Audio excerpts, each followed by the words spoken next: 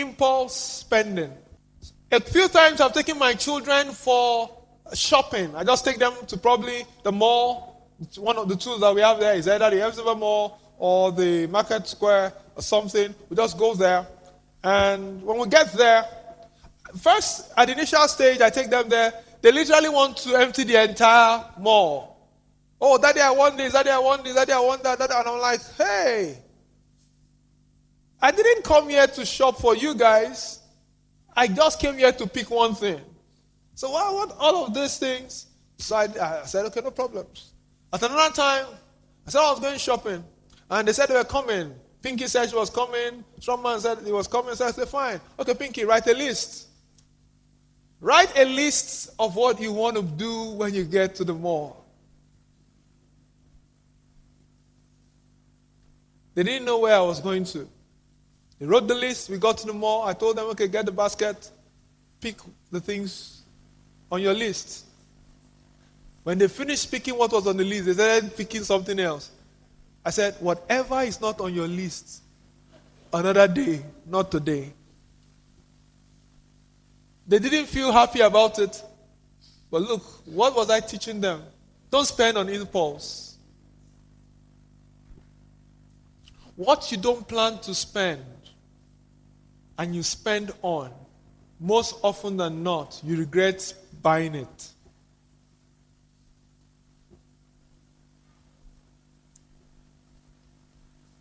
Whatever you don't plan for to spend money on or buy, and you just buy it on impulse, most often than not, you regret buying that thing.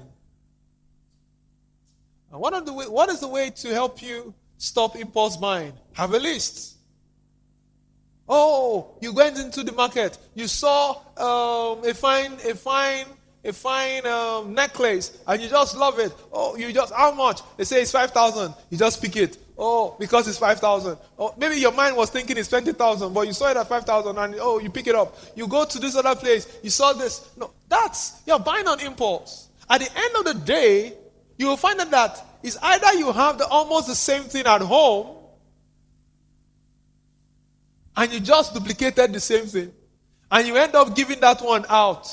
Not because you wanted to buy somebody a gift. It's just because you found out that you don't need it. Each time you buy on impulse buying or spending is stealing your money. Please plan how you spend. Plan how you spend. If you have a budget in place, you will not spend on impulse. Okay, even if it's important, you go back and check, okay, between this one and this one, which one is more important, do I need now? Maybe what just came up is actually really, really urgent that you need to get it done. You look back on your budget and say, okay, this one is really not that urgent. Let me suspend it. I can take this next month. Let's do this. So impulse spending. And finally, so I can wrap up. What number is that now? Number 6. I'm about to tell you number 6, right?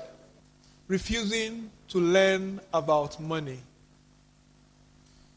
Your constant refusal to learn about money is stealing your money. Money is a school.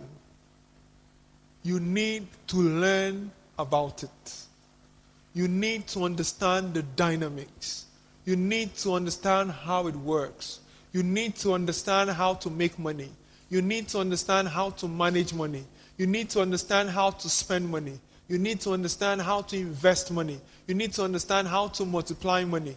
Because you are consistently refusing to learn about money, it's stealing your money. All over YouTube, you could learn what money is. Books, you could learn what money is. Discussions with friends, you could learn what money is. What we're doing right now, we're teaching you about money. And so you can always learn about money so it will help you know how not to lose money. Is that okay?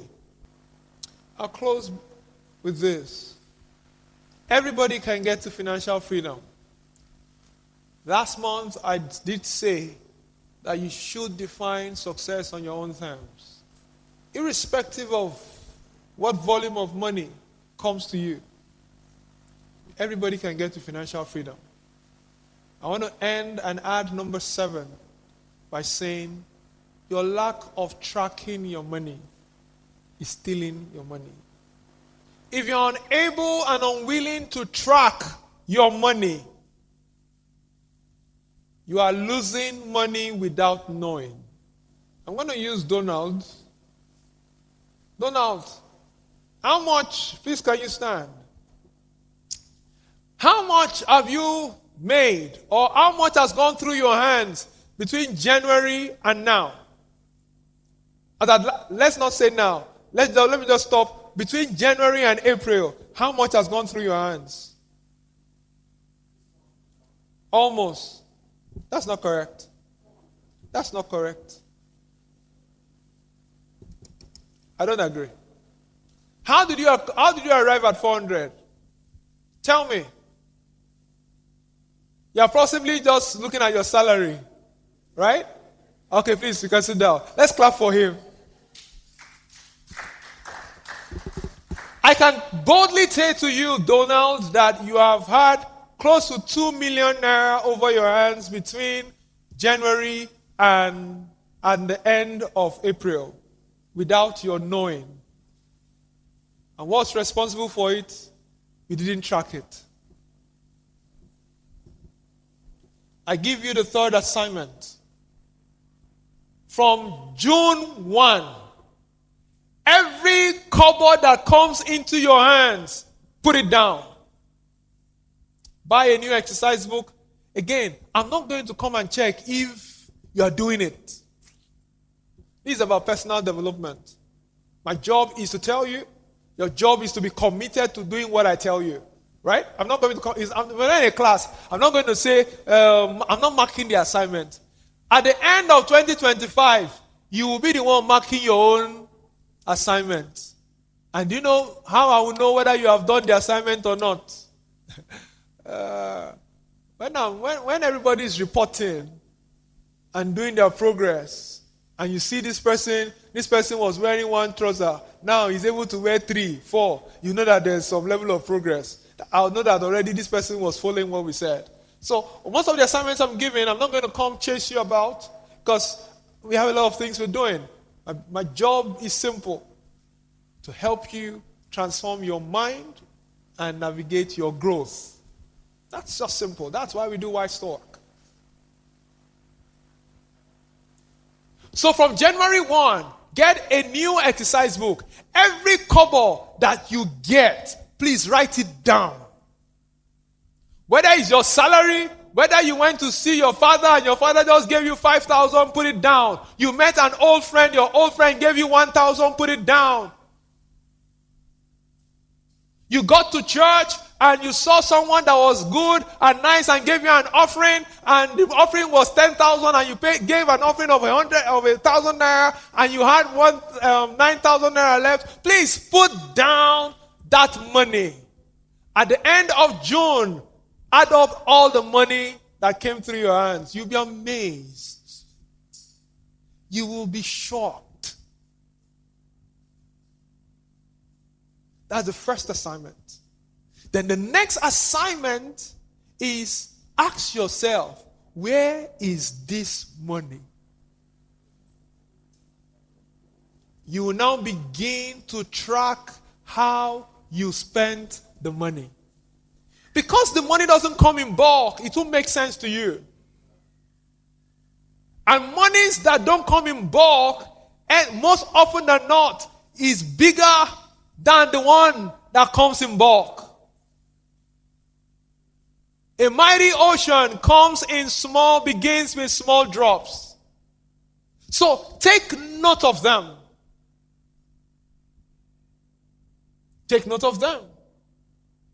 And as you take note of them, the second thing is, before you spend the money, also write it down. Second assignment. Again, I've said I'm not going to chase you. They're giving me signals that I should wrap up now. So this is my last. This is the last. And I'm telling you about the seventh thing that steals your money is lack of tracking your money. And when you don't track it, you are losing money, right? So, should I end? Should I end? Let me just find out. Should I end? Or I should tidy up? Should I just end now and go down, or I should tidy up? So, how many minutes do you give me? 5 minutes. Okay, I'll do well. Now, first assignment. I've told you that one of the things stealing your money is lack of you tracking it, right? So how do you deal with it? And let's end there. By next month, I'll be teaching you how to block the money holes so that you begin to make progress. So next month, I'll be showing you how to block those holes. Now this month, I'm showing you who stole your money, right? I'm trying to answer who stole your money, right? Now, next month, I'll teach you how to catch the thief. Now, so this last one, so let's begin with this.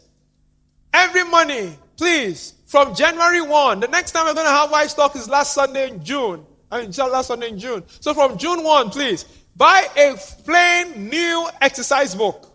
Every cover you make is going to be difficult, but please commit to it. Thank God you have phones, and those phones have notes. So even if your note is in the house, quickly put it in your phone. Note it in your phone. When you get back home, transfer it to the note. Every cover, even if it's 100 naira, I am saying to you, write it down. And in June, every cover you are going to spend, also write it down. At the end of June, you will come back and analyze the simple mathematics. You're going to see the average money that goes through your hands every month. Then you will see how you spend it.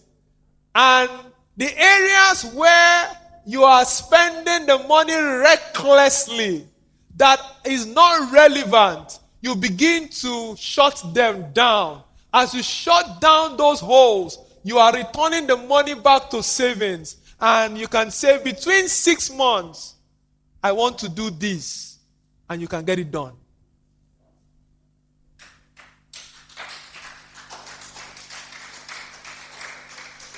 So, you don't need me, you don't need government, you don't need anybody. You can just get things done. It may not be in big magnitudes, but at least you can start one step at a time.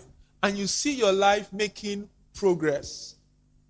And when that happens, you'll be happier for it. On this note, I want to end by saying that living below your means is hard work. It's hard work. I appreciate the fact that to live below your means is very hard. It's very tough. I've been there. I live below my means. No rich man would drive a car that is more than his income. No rich man. I've never seen that such. I'm not talking about people that just stumble on money. I'm talking about people that work hard for their money. Before you see a man get his money and buy 2025 model of any vehicle, know that he still has billions left in his account. But the poor people, they will close their account and live to impress people. Stop impressing anybody. Impress yourself first and make yourself happy. And to be able to do these things, 3 things you will need, and we'll continue next month. Discipline, humility, and wisdom. The beginning of your pathway to financial freedom and changing your trajectory is discipline, humility, and wisdom. I do hope that you take this seriously. We've tried to tell you, you've been asking, in case you've been wondering, who stole my money? I just said to you that you are the one stealing your money. Your habit is stealing your money. Your lack of planning is stealing your money.